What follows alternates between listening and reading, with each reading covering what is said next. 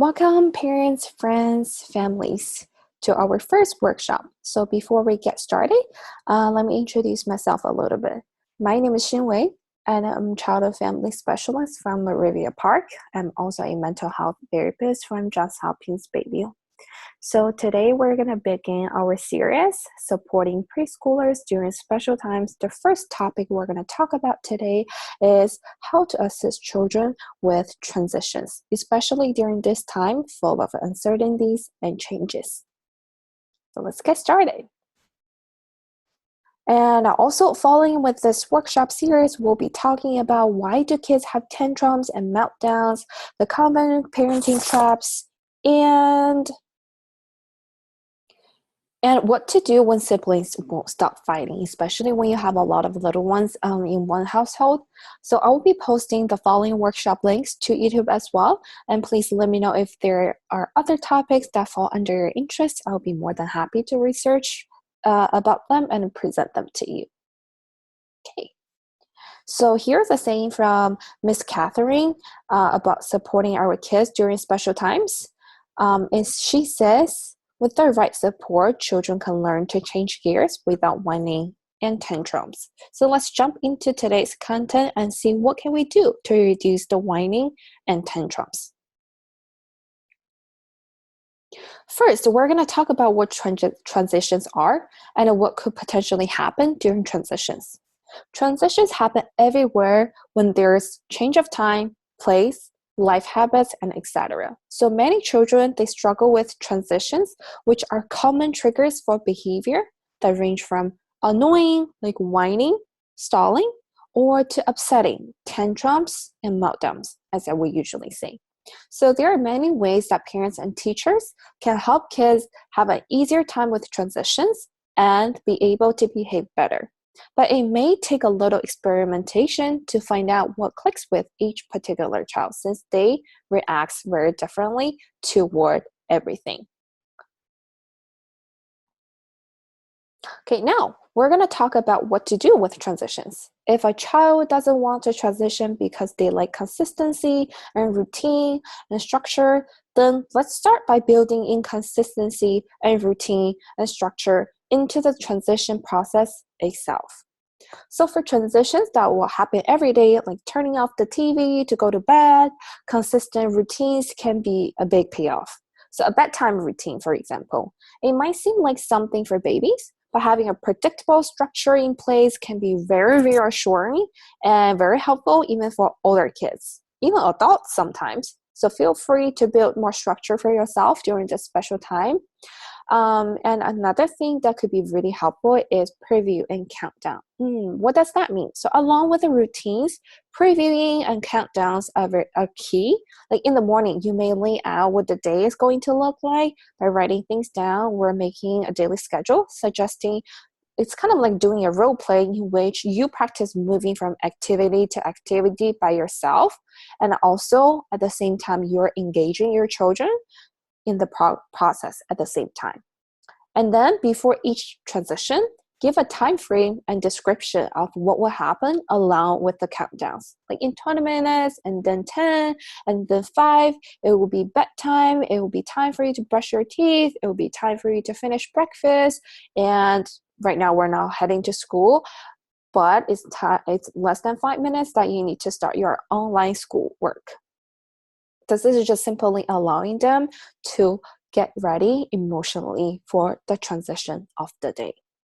And also, what can be a helpful track is give a soundtrack for young kids, especially for young kids. Songs can be very, very effective and special to them to help implement the routines and ease the transitions. Like usually we play the cleanup song at school. It can be heard throughout the day because we have transitions all the time. It could be simply transitioning from activities to other gym time or also cleaning up so we can get to lunch. And for good reasons, there are so many countless other sounds to be found and made up to suit a variety of situations, from tying shoes to brushing teeth. And also, a visual cue could be crucial too. Some of the kids may benefit from visual cues. Some of the kids may benefit from music. As we mentioned in the last slide, we have to take some time to find which one clicks most with our kids. And the visual cues is by simply pointing, making a chart, and maybe put it on a wall. And whenever the child is struggling with transitioning, give them more autonomy. Take a look at your own chart at the door. Take a look at the wall. What does it say? What to expect from a later time? This will help to transition and step in new things very latently and gradually. So these are very common in lower grade classrooms, but could be easily adapted at home as well. What else? What else can be more helpful? It's very important for us to get the attention from the kids up front. Especially for kids who struggle with ADHD, it is very important to make connection with a child to ensure that they're listening to you and the information are being delivered to them. So what can we do? This could mean maintaining eye contact with your kids, sitting next to them, maybe put a hand on their shoulder and simply just ask them to repeat the question or what you just said.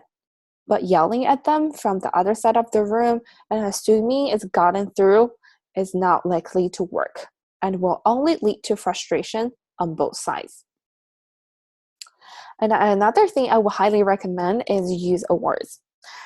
So maybe like setting up a point chart at your own home or list out the things your child craves the most and maybe have some unwanted behaviors listed out too and take away some of their privileges if they committed unwanted behavior and give some rewards to them if they committed some wanted behaviors. This could be things like stickers, snacks, their favorite snacks, but try to limit the sugar intake or a point system that we mentioned before that could lead into emotional support rewards. I wouldn't highly recommend. Things should be tangible like money or like the toys they love the most, but a simple hug or a simple kiss from parents could be more rewarding than the tangible ones.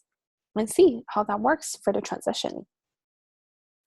And also, we just talked about what to do for those unwanted behaviors. So implement appropriate consequences would be a good idea too. So if a transition is not going well, paying less attention to it rather than escalating it to the real situations. According to research, experts say ignore it as long as they're at least making an effort to make the transition or approximating the transition. So if they're really, really misbehaving, then use an appropriate consequence for that behavior. Hey, maybe you'll lose 30 minutes of your movie time today, or maybe you couldn't really finish your Lego game today. That makes the child understand that that behavior comes with consequences or their behaviors are off limits.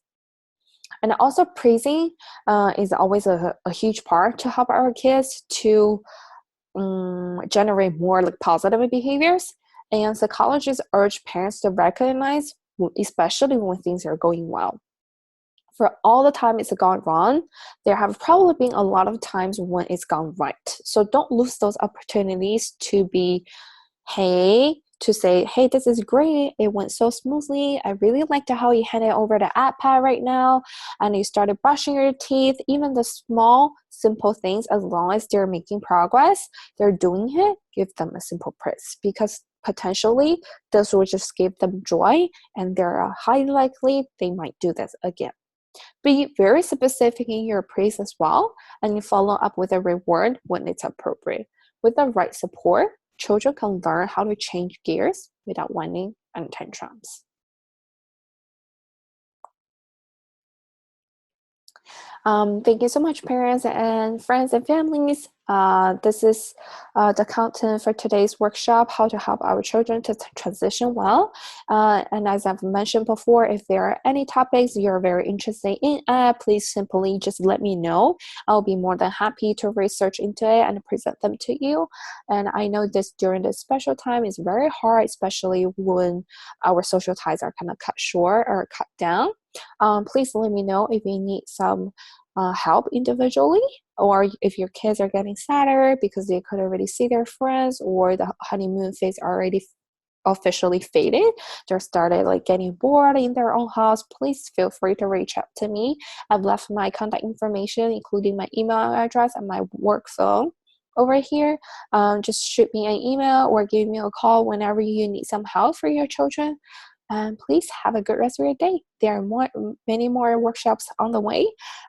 Please stay tuned for my YouTube channel.